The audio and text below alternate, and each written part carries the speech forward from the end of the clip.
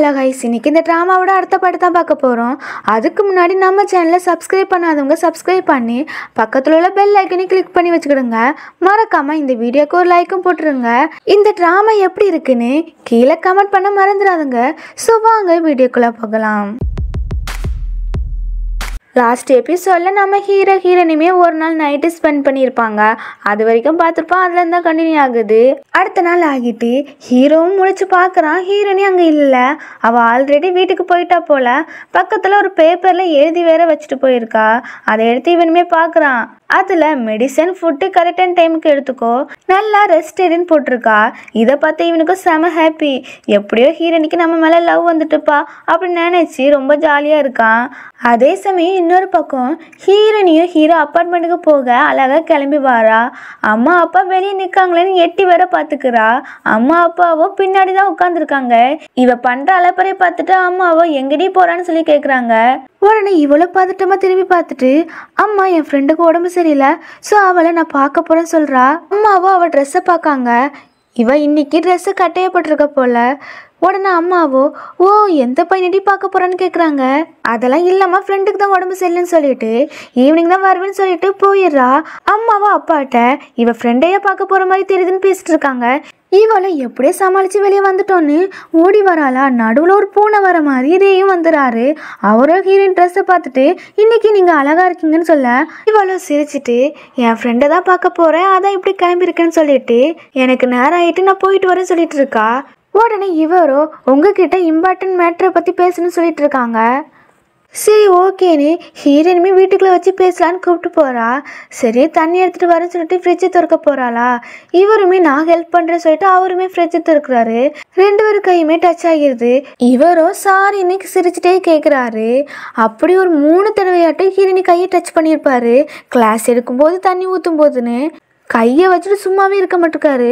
அதான் அவள் வீடு தானே, அவளே எல்லாத்தையும் எடுத்து வந்துடுவா. இவர் கம்முன்னு இருக்க வேண்டியதானே.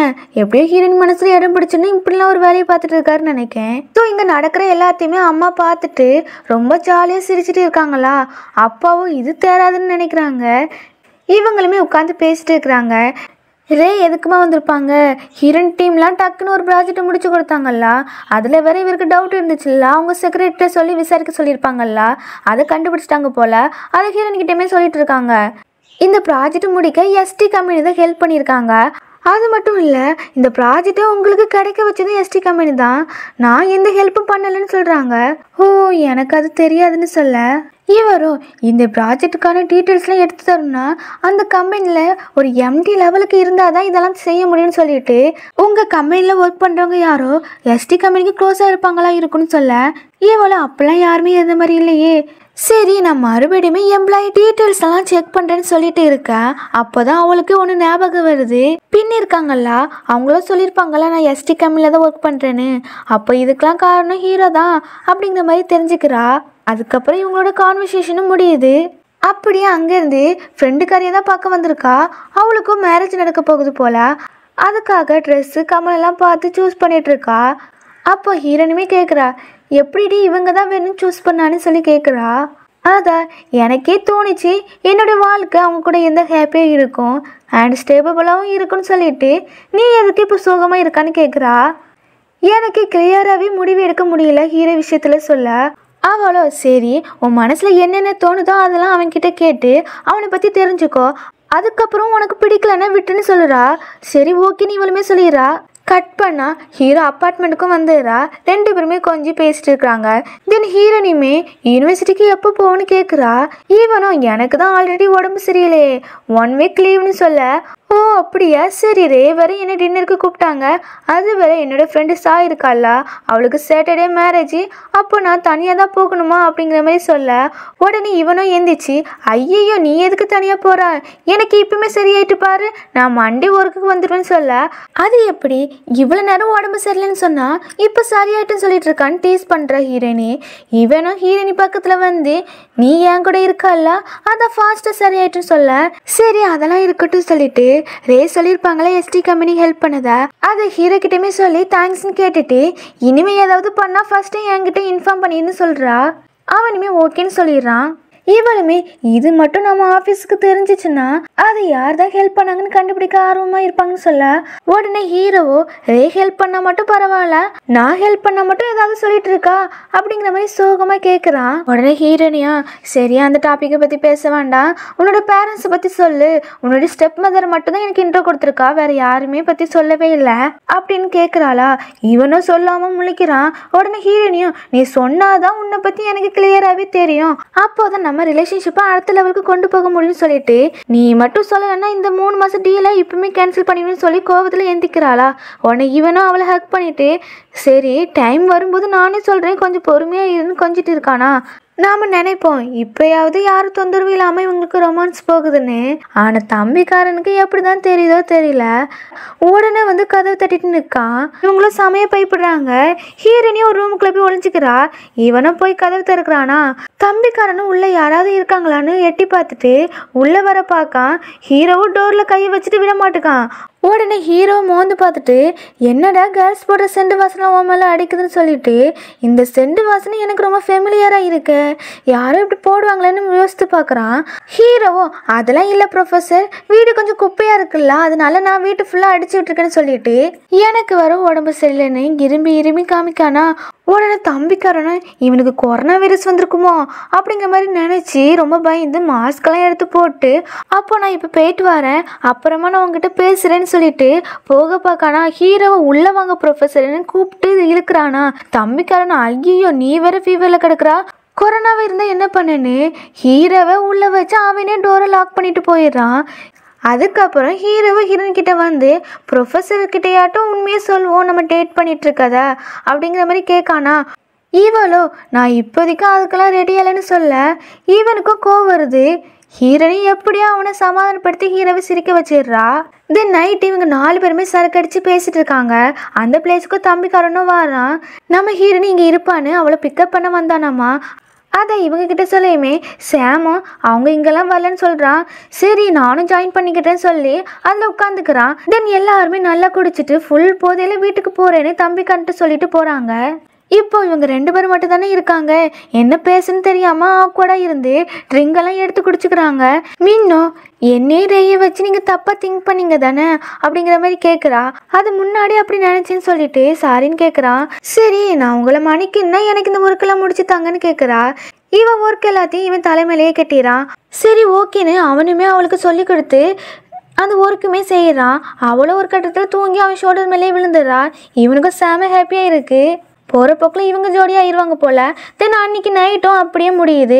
அடுத்த நாள் ஆஃபீஸ்க்கு மீன் வந்து ஒர்க்கு தான் பார்த்துட்டு இருக்கா. நேற்று அடித்த போதே இன்னுமே கறக்கமாக தான் இருக்குது போல். தம்பிக்காரனும் அந்த டேப்பில் எல்லாமே எழுதி வச்சுருக்கிறான். அதை பார்த்துட்டு எல்லா ஒர்க்கும் பண்ணிகிட்டு இருக்கா.